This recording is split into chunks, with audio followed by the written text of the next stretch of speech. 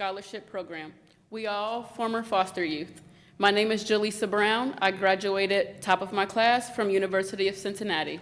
You can read more of my story in my written testimony, and in the interest of time, I'm going to pass it off to my colleague. You can take 3 minutes yourself. Yeah. If each one of you wants to take 3 minutes, it's fine, because we're doing pretty good on time. All right. Well, I'm going to start from the beginning. Is that okay? Okay. All right. Chair White, Vice Chair Salvo, Ranking Member Lett, and members of the House, Children and Human Services Committee. Thank you for this opportunity to provide testimony regarding the vital importance of establishing the Foster to College Scholarship Program. My name is Jaleesa Brown. I am a former foster youth. I spent 11 years in foster care and aged out of the system at 18. My emancipation took place without me, without my knowledge, and without any transition planning. I emancipated while in Dayton pursuing higher education. Shortly into my second semester, I was kicked out of the dorm and out of school. I contacted my caseworker afterwards and learned that I had been emancipated and was no longer in foster care. This was my first episode of homelessness. This was the beginning of my post-secondary education journey. Ohio ranks in the bottom 10% nationally for foster youth outcomes in areas such as high school graduation, employment, and post-secondary enrollment. This significantly increases the chances of poverty, arrest, teenage pregnancy, substance abuse, and homelessness. The Foster to College Scholarship Program makes post-secondary education more accessible to a vulnerable population. Not only will this provide funding for tuition, fees, and other costs that aren't covered by existing state and federal funding, but it also provides a foster care liaison, a knowledgeable and supportive person that will help youth navigate college, identify barriers, remove them, while encouraging them along the way. It took me almost a decade to obtain a 4-year degree. I continue to hit every wall year after year as I continue my post-secondary education journey. I experienced teenage pregnancy, homelessness, domestic violence, depression, lack of support and encouragement, lack of guidance and hope. I've slept in my car, missed days of showering, missed meals, and went hungry. I struggled with self-medicating and substance use. I did it all while being a single mom working multiple jobs. This was my post-secondary education journey. I did not only experience these obstacles, but I survived them. I graduated top of my class with a bachelor's degree in criminal justice and a certification in violence prevention. I am part of the 3% of former foster youth to attain a 4-year degree. But again, it took almost a decade. The Foster to Scholarship Program will make these journeys easier and shorter for foster youth to come and will increase graduation rates. This provision was already highly favored in the House, boasting 58 co-sponsors, including 5 members of this committee, along with an impressive vote of 84 in favor of House Bill 184 with only 3 opposing voices. Every person is just one caring adult away from being a success story, and those stories can begin with each of you. Together, we can create a different story, one where every child has the opportunity to thrive. You have the remarkable chance to be the caring adults to transform the lives of hundreds, perhaps thousands, of future, current, and former foster youth. By doing so, you're not just providing support. You're building a bridge to better outcomes and brighter futures. Thank you. Thank you. Yes, for what?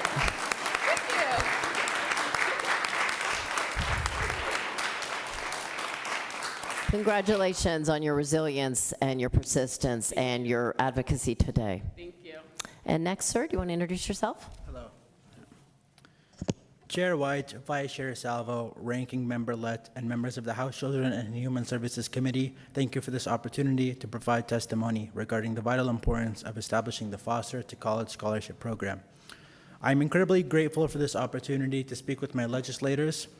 My name is Adam Hassan. I am a 20-year-old student at Columbus State Community College, and I am currently the Vice President of the Business Community. I am currently in the process of obtaining my degree. I am a foster care alumni who recently helped facilitate an on-campus support network for foster youth at The Ohio State University through the iFoster AmeriCorps program. Financial security is a crucial component for foster care alumni. As foster alumni, we lack the same financial support that those who come from traditional backgrounds may have. Oftentimes, we rely on ourselves to cover the costs associated with higher education. Oftentimes, former foster youth and alumni do not have the same support that those who come from a traditional background may have. Oftentimes, we rely more on ourselves to cover things such as textbooks, lab fees, equipment, tuition, regular housing fees, utilities, and so on.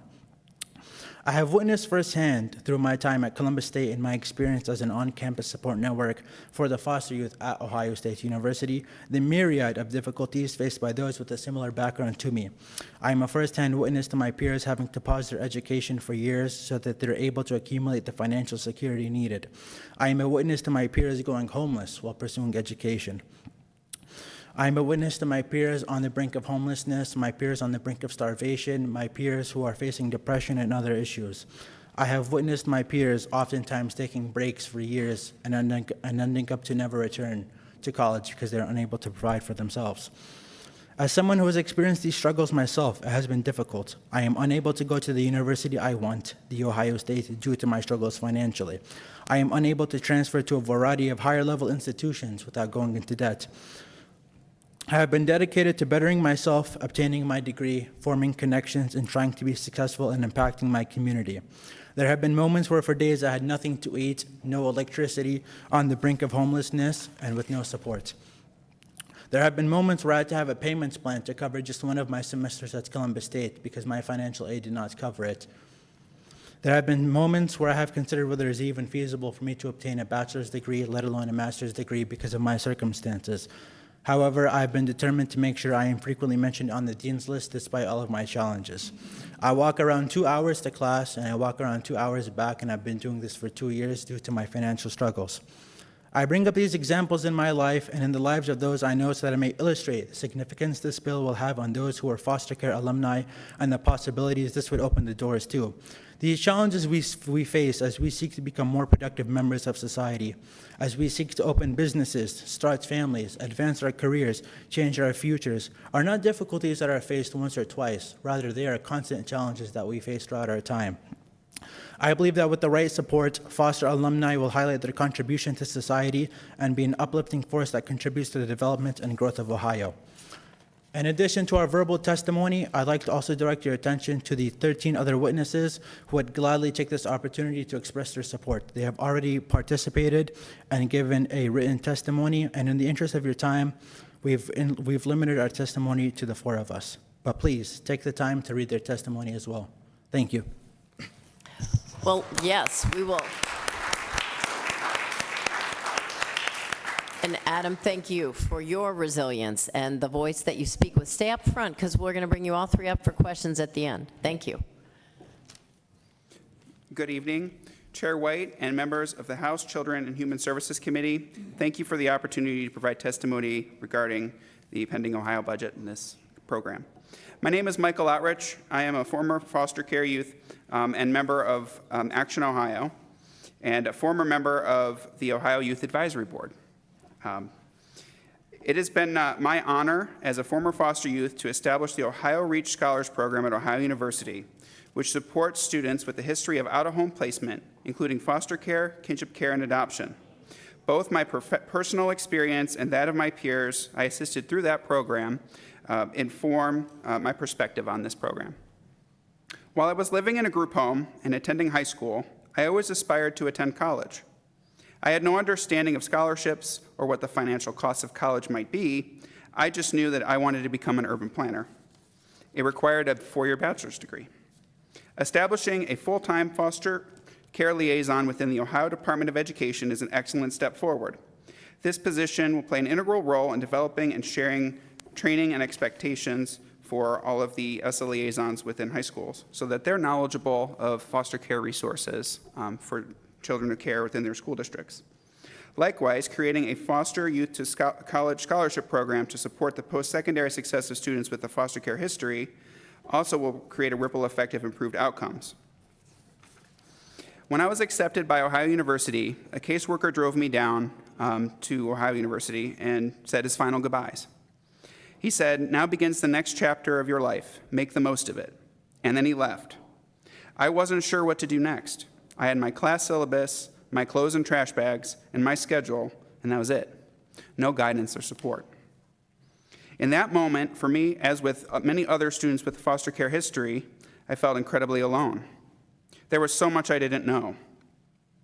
If a foster care liaison had existed within the Ohio Department of Education at that time, they could have informed me of all of the resources available, which would have improved my ability to stay in college.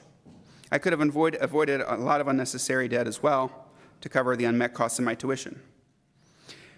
There are unique struggles that are faced by former foster care youth pursuing higher education. In my case, while pursuing my degrees, I didn't have an established credit history or a cosigner to sign on my account when it came time to get my first apartment. So what I ended up doing was paying the full year's worth of rent up front in full, paid through by loans, and I did that for 5 years. I lived on a shoestring budget, skipped meals, hand-washed my clothes, and only focused strictly on work and school. I wouldn't wish that life on anybody, especially former foster care youth who have limited resources and childhood trauma already.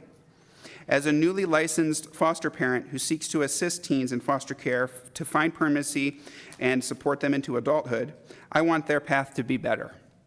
This program provides last dollar support after grants and scholarships have already been applied, and I am confident that it will increase the likelihood of graduation and employment for former foster care youth.